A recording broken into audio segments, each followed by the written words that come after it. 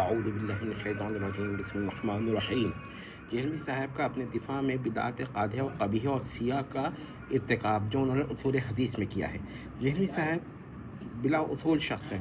جب ان کے نظریات کے مطابق کوئی روایت ہو تو وہ کسی نہ کسی طریقے سے اس کی تائید فرماتے ہیں، خواہ وہ روایت کتنی ہی ضعیف اور نہ کیوں نہ ہو، اور اگر مطابق نہ ہو تو صحیح ترین روایت کو بھی مسترد کر دیتے ہیں یا الٹے اس کی تخصیص یا تعویل کرتے ہیں یا توجیہ کرتے ہیں۔ مستدرک حاکم میں جمعی سے جو روایہ ہے کہ سیدہ عائشہ رضی اللہ تعالی عنہا سے مروی ہے کہ رسول اللہ صلی اللہ علیہ وسلم سے سوال جب ہوا تو انہوں نے فرمایا کہ سب سے زیادہ حب وہ سیدہ فاطمہ رضی اللہ تعالی عنہا اور سیدنا علی رضی اللہ تعالی عنہ سے فرماتے ہیں۔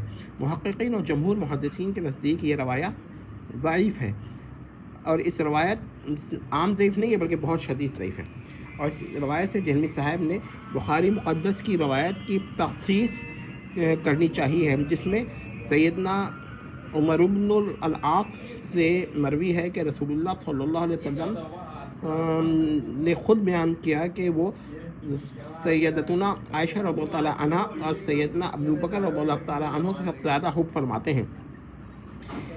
اچھا، یہ ذرا یاد رکھیے گا کہ سب سے زیادہ حب فرماتے ہیں۔ اب اس تعارض کی صورت میں یہ روایت منکر ہو جاتی ہے جو جہلمی صاحب نے پیش کی۔ اگر بالفرض یہ روایت سندن صحیح ہوتی تو شاذ ہوتی۔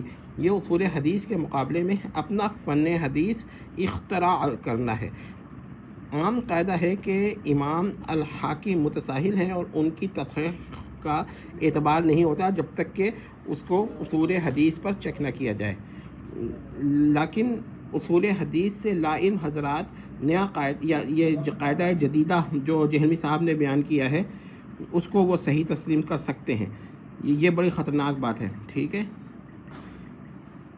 اور انہوں نے یہ قاعدہ بیان کیا کہ حاکم کی تصحیح جو ہے وہ اصل میں اصول حدیث کو معطل کر دیتی ہے، الیاذ باللہ۔ جہلمی صاحب کے اس قول سے یہ مرشح ہوتا ہے۔ ہو سکتا ہے کہ کوئی استفسار کرے کہ جہلمی صاحب کو خوف الہ نہیں۔ ہمارا جواب ہے کہ نہیں ہے، ورنہ وہ اس قسم کی بدعت اور وہ بھی اصول حدیث میں کیوں کرتے، ٹھیک ہے۔ اور اگر ان کو بتایا جاتا ہے کہ وہ ایسا کر رہے ہیں یا غلطی سے کیا ہے ہم تو اڑ نہ جاتے، وہ بھی اصول حدیث میں ایسا انہوں نے کیا ہے، تو یہ تسلیم نہیں ہو سکتا کہ ان کو خدا کا خوف ہو۔ پھر انہوں نے بخاری شریف کی روایت مقدسہ یعنی کہ سیکرڈ ٹریڈیشن کا ذکر کیا ہے، جس میں رسول اللہ صلی اللہ علیہ وسلم نے سیدہ فاطمہ رضی اللہ تعالی عنہا کو جگر کا ٹکڑا قرار دیا ہے۔ بے شک یہ الفاظ حب رسول ظاہر کرتے ہیں، لیکن سب سے زیادہ حب واضح نہیں ہوتا، نہ ثابت ہوتا ہے۔ یہ کہنا کہ اگر رسول اللہ صلی اللہ علیہ وسلم سب سے زیادہ حب یا محبت نہ کرتے تو یہ جملہ بیان نہیں کرتے، یہ ایسا کہنا بلا دلیل ہے۔ اب اس پر تحقیق یہ ہے کہ رسول اللہ صلی اللہ علیہ وسلم نے سیدہ فاطمہ رضی اللہ تعالی عنہا کو اپنا جگر گوشہ یا جگر کا ٹکڑا قرار دیا ہے، لیکن حدیث سے سب سے زیادہ محبت کرنے کا ان سے سب سے زیادہ محبت کرنے کا کوئی جملہ حدیث میں موجود نہیں ہے۔ بس یہ دعویٰ کہ جس سے سب سے زیادہ محبت یا حب ہو اس کو جگر کا ٹکڑا کہا جائے گا بلا دلیل ہے۔ جو دعویٰ کرے کہ اس کے پاس جو ایسا دعویٰ کرے تو اس کے پاس اس کے دعوے کے سوا اور کوئی دلیل نہیں، یعنی اس کے دعوے پر دلیل اس کا دعویٰ خود ہی ہے، یعنی اس کا دعویٰ ہی اس کی دلیل ہے۔ پھر سب سے زیادہ حب ہونا جگر کا ٹکڑا ہونے کا لازم یعنی کہ امپلائڈ ون ہوگا یا ملزوم یعنی کہ ون دیٹ امپلائز ہوگا، یا یہ دونوں نہ ہوگا۔ ہر صورت میں نہ ملزوم قول یا منظوم القول قول ہوتا ہے اور نہ لازم القول قول ہوتا ہے۔ بس لازم القول یا منظوم القول کا صریح الدلالہ قطعی الدلالہ سے تعارض ہو تو نفس لزوم ہی باطل ہو جاتا ہے۔ بس جب قطعی الدلالہ اور صریح الدلالہ سے اقتضاء نص یا مقتضن نص کا کوئی معنی تعارض کی صورت میں نہیں لیا جائے گا، ٹھیک ہے، یہ یاد رکھیے گا۔ آپ نے دیکھا کہ جہلمی صاحب نے اس پر دلیل دی کہ جس کو جگر گوشہ کہا جائے اس سے بضرور سب سے زیادہ محبت ہوتی ہے، پوائنٹ 1۔ پوائنٹ 2 اب یہ ہے کہ جس سے سب سے زیادہ محبت ہوتی ہے اس کو ہی جگر گوشہ کہا جاتا ہے۔ ہو سکتا ہے یہ دونوں باتیں جہلمی صاحب کے نزدیک اتنی یقینی ہوں کہ محتاج القرآن بھی نہ ہوں، لیکن ہمارے نزدیک اس کی صورتحال کافی مختلف ہے، کیونکہ مذہب یا دین جہلمی اور مذہب جہلمی میں اور اسلام میں کافی فرق ہو گیا ہے۔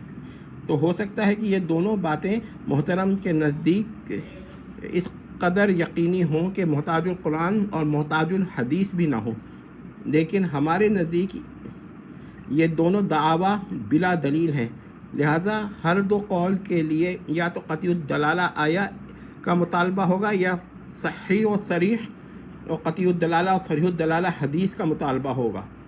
ٹھیک ہے، یہ ذرا آپ ذہن میں رکھیے گا کہ یہ دونوں باتیں ہوں گی، اور اگر یہ دونوں باتیں نہ ہوں تو جہلمی صاحب کا استدلال بھی کیا ہوگا، وہ باطل ہو جائے گا۔